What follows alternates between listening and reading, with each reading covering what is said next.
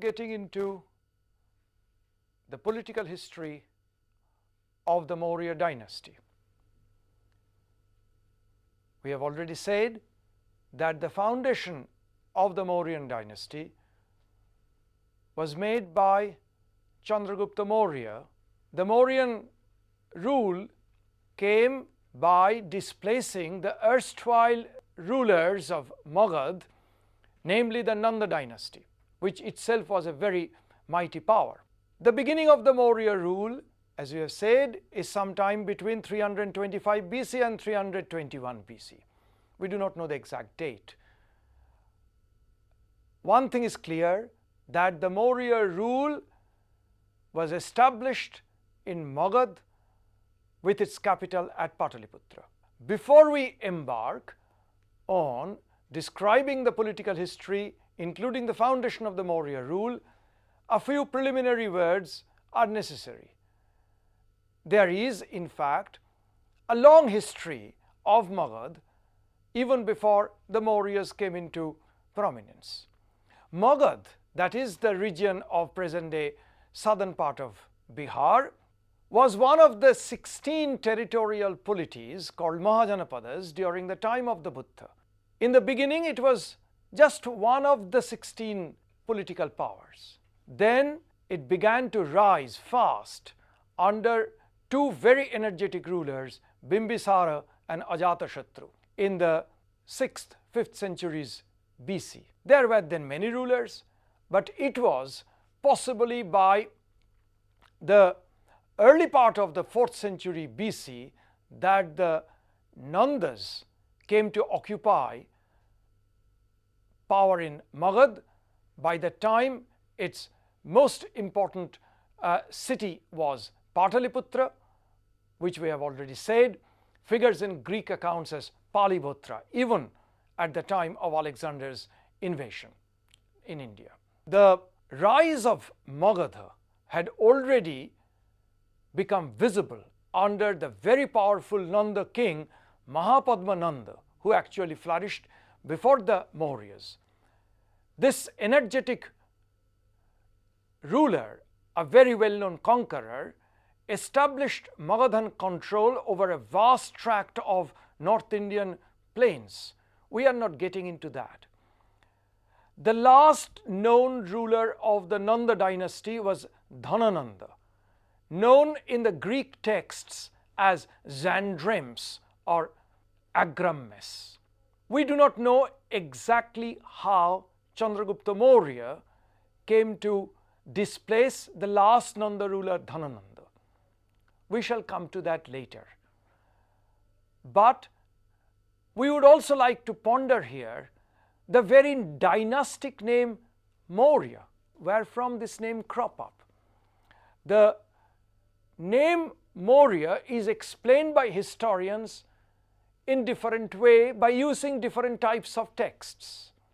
One version is following the drama Mudra Rakshasa, that Chandragupta originally was a son of a Nanda ruler. His mother was a slave woman named Mura of the Nanda rule. She belonged to the Nanda household and was a slave woman, and the name Mura actually is the base of the name ending of the first ruler Maurya. As we said, this is a late story and we cannot really put much faith on that. The other story figuring in a Jaina text is that the name Maurya actually is derived from the term Mayura, peacock, because Chandragupta Maurya's early life was spent among a peacock tamer's clan, Mayura Poshaka. And from there, from Mayura, the term Maurya is derived according to this story. Once again, this is a late story. The Greek rulers tell us that the ruler named Chandragupta did not have any pedigree. He did not belong to a royal house.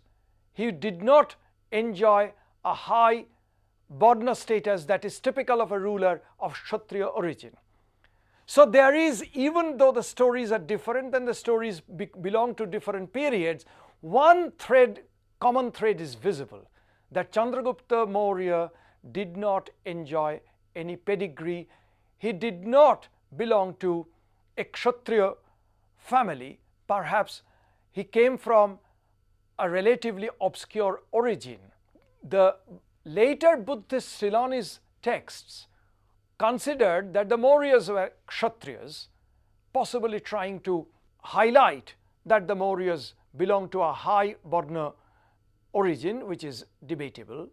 Once again, if we go look at the Greek texts, the stories are, particularly in the stories of Justin and Plutarch, that Chandragupta, without having any pedigree, was asleep in a deep forest when a lion licked his feet. There is also a story that an elephant picked him up of his own accord on the trunk and kept him on his head. Now once again, there are commonalities in the story. That association of the first Maurya ruler with forest region, that the Maurya ruler did not enjoy a pedigree, and from a relatively obscure origin, he rose to immense political prominence. As we said, these are all later sources. There is, however, one very early text. This is the Mahaparinibbana Suttanta, a canonical Buddhist text that speaks of a clan, a non-monarchical clan named the Mauryas of Pippalivana. This Pippalivana area is located in the Nepalese Tarai area. The name Maurya comes very close to the well-known later historical name the Mauryas. And this is the earliest of the literary sources we are using. So this much is clear, that Chandragupta Maurya rose to prominence without ever enjoying a royal pedigree or a very high social status in his early life. Without going into the other legends and stories, this much is clear, that Chandragupta Maurya overthrew the last Nanda ruler Dhanananda or Agrammes Zandrims and captured power at Pataliputra. By doing so, possibly in around 325 or maybe around 321 BC, he soon inherited the already extensive territorial position under the Nanda rule of Magad. The Greek authors, particularly Plutarch and Justin, referred to a major clash between Chandragupta Maurya and the last known Greek governors who were placed in charge by Alexander at the time of his departure from India. These Greek governors were placed in charge of different areas of present-day Punjab and in the northwest. According to the description of Justin, Chandragupta, that is Chandragupta, put an end to the last remnants of the existence of the Greek governors. The last known date of the existence of Greek governors is about 317 BC. So if Chandragupta Maurya captured power in Magad by about 324-321 BC, then in the next 6 or 7 years, he was gradually pushing his territories from the Ganga Valley towards the Punjab area, that is northwest, and therefore came into clash with the Greek governors established by Alexander at the time of his departures. So there is a clear expansion of the territory from the Ganga Valley area towards the north and northwest. It obviously came close to the northwestern frontier of the subcontinent. At that time, the northwestern frontier area also bordered close to the realm of Seleucus Nicator, a general of Alexander. As we know well, Alexander did not leave any direct successors to his vast territorial conquered area. So after his death, his conquered area was apportioned among his generals. The eastern part of his territorial possessions came under the authority of one of his generals, Seleucus Nicator. Seleucus Nicator was ruling over West Asia, and also the area came close to the northwestern borderland of the subcontinent. That led to the clash between Chandragupta Maurya and Seleucus Nicator around 301 BC. We do not know the exact account of the war, nor do we know about the exact outcomes of this conflict.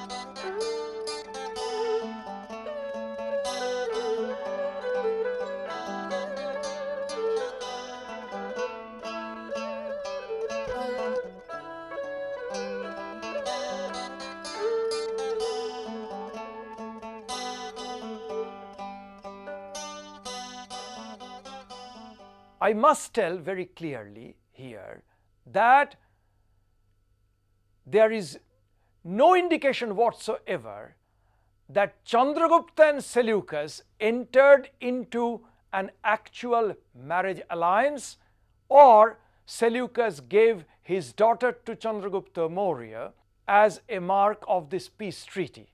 No less significant is the fact that the first known international treaty in Indian history took place at the time of Chandragupta Maurya's reign. Did the Mauryas really control the three areas in the northwestern borderland of the subcontinent? In fact, these areas are outside the present boundary of the Indian Union. Yes, the Mauryas did. This is known, we shall discuss it later, from the inscriptions of Ashoka found from regions close to Kabul, that is Lagman, Puli Darunta, and also close to Kandahar. And we know that Ashoka did not conquer these areas.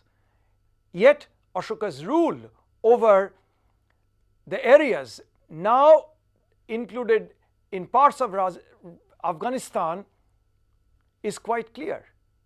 So the inclusion of these areas within Mauryan realm goes back to the time of Chandragupta, who got these territories as a part of the treaty signed as a result of his conflict with Seleucus Nicator.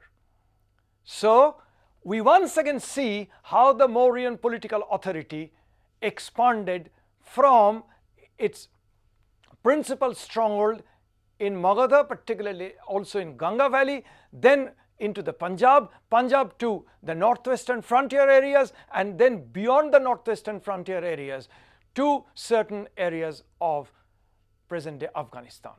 The inscriptions of Ashoka coming from Afghanistan are written in Greek and Aramaic script and languages. We have also to keep in mind that Chandragupta Maurya's rule over western part of India, the present area of Kathiawar, Junagadh region, is also known to us in the form of a later epigraphic document, an inscription of 150 AD belonging to the Shaka ruler RUDRADAMAN remembers very clearly the rule of Chandragupta Maurya and also the provincial authority who ruled in this region on behalf of Chandragupta Maurya.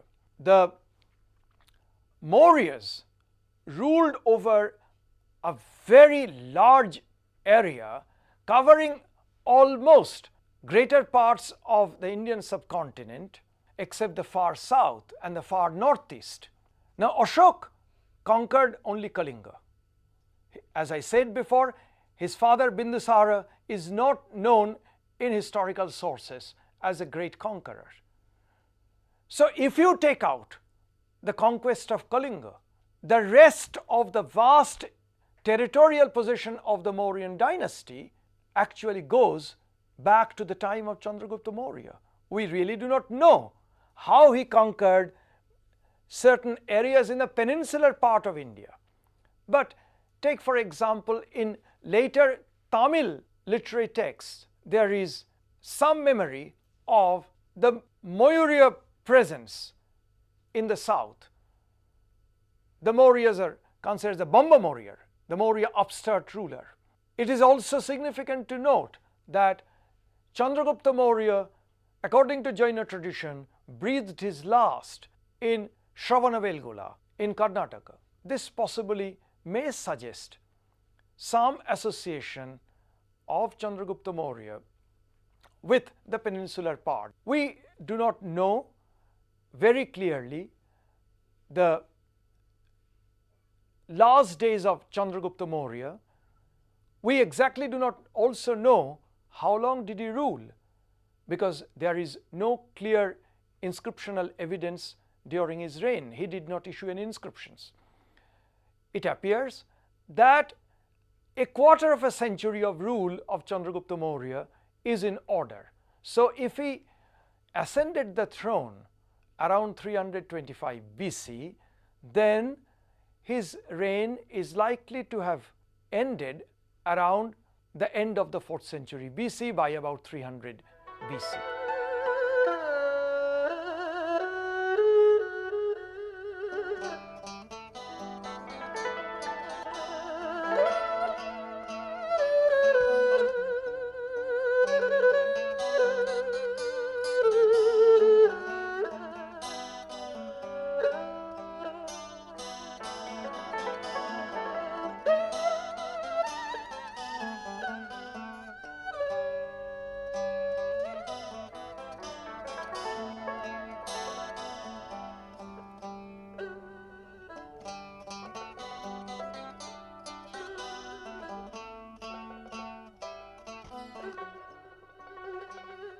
We cannot determine the veracity of this story in an authentic manner, but at least this is the story of the last days of Chandragupta Maurya's life in the Jaina literature. He is remembered in the Jaina literature as a devout Jaina, particularly in the last phase of his life. Chandragupta Maurya is known from the Greek accounts of Megasthenes.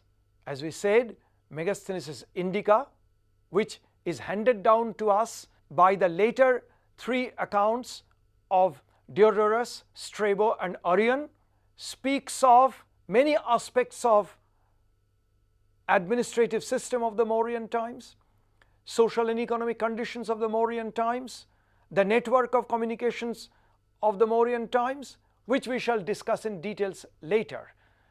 But there is absolutely no doubt that the treaty with Seleucus resulted in the arrival of Megasthenes as a Seleucidian envoy to the Mauryan court, Pataliputra. There are some problems in the descriptions of Megasthenes. He has given us many fantastic stories, like he once said in his account that Indians are never accused of lying. Definitely this is a hyperbolic statement. Or he said, famine never visited in India. This is also a hyperbolic statement. But after all, his impressions, sometimes bordering on fantasy, sometimes definitely inaccurate, after all, his impressions emerge out of an eyewitness account. He did visit India. He was mainly based in Arakosi or Kandahar area, and from Kandahar he visited Pataliputra, Palibotra, the Mauryan capital. Obviously, he traversed a greater part of the subcontinent, particularly northern Indian areas.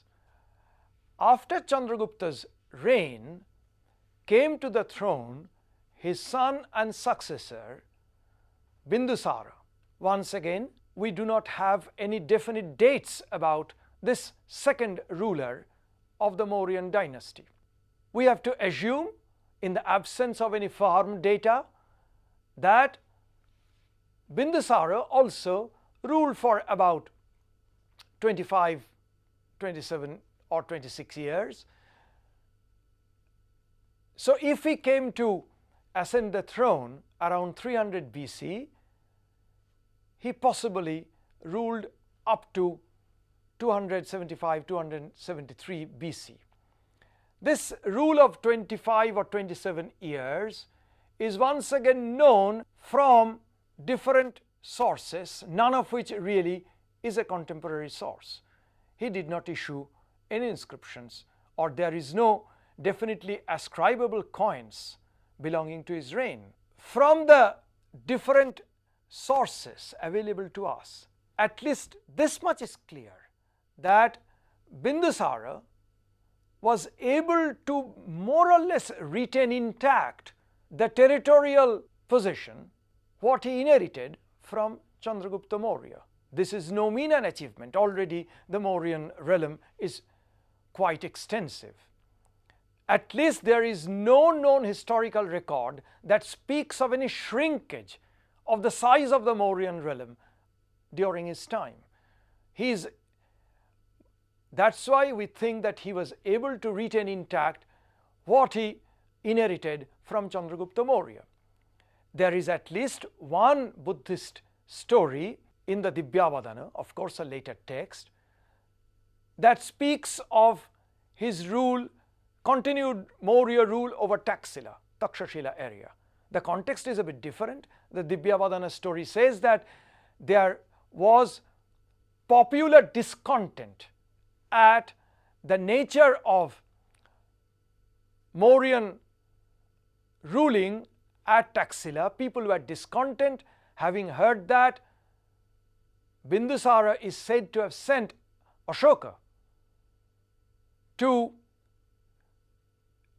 get information about the discontent and to pacify the subjects. Ashoka did go there and learned that the local population had no misgivings about the Maurya ruler, but they were definitely against the administrators, Amatyas of the Mauryan realm. At least this story tells us, gives an impression that Bimbisara was able to retain the northwestern frontier area during his reign. What is interesting emerges from Greek sources. In the Greek sources, Bimbisara is named as Amitrochates or Alitrochates. This Greek name is in fact derived from the Indian name or Sanskritic name Amitraghata, meaning a ruler who is a slayer of his enemies, a slayer of his foes. This epithet may indicate the prowess of Bimbisara, though as we said earlier, we have no clear evidence if he at all undertook any major conquest. Whom he actually slayed we do not know. The Greek texts remember him as a close friend of the Syrian Greek ruler Antiochus I. According to the Greek accounts, our Bimbisara requested to Antiochus I to buy for him figs, good wine, and a philosopher. The Greek term for philosopher is the sophist. Antiochus I is said to have replied that he would be happy to send for his Indian counterpart fig and wine, but not the philosopher, because the sophist or the philosopher cannot be purchased. He is not a purchasable commodity. Once again, what is emerging out of this Greek account is Bimbisara's continuation of the Mauryan policy of maintaining cordial relation with the Greek rulers beyond the northwestern borderland of the subcontinent, in this case Antiochus I. This is a policy the Mauryas have begun during the time of Chandragupta Maurya in the form of entering into a treaty, into an alliance with Seleucus NICATOR. So, the Maurya ruler Bimbisara continues this policy. One may call it, in fact, some kind of a policy to maintain amiable relation with rulers beyond his realm. I am by no means trying to tell that what is called foreign policy now in present day is anticipated by the Mauryas, but there is a sustained interest of the Mauryas to keep a friendly relation with the Greek rulers of West Asia. This will be a policy we shall see later, continued also by Ashoka.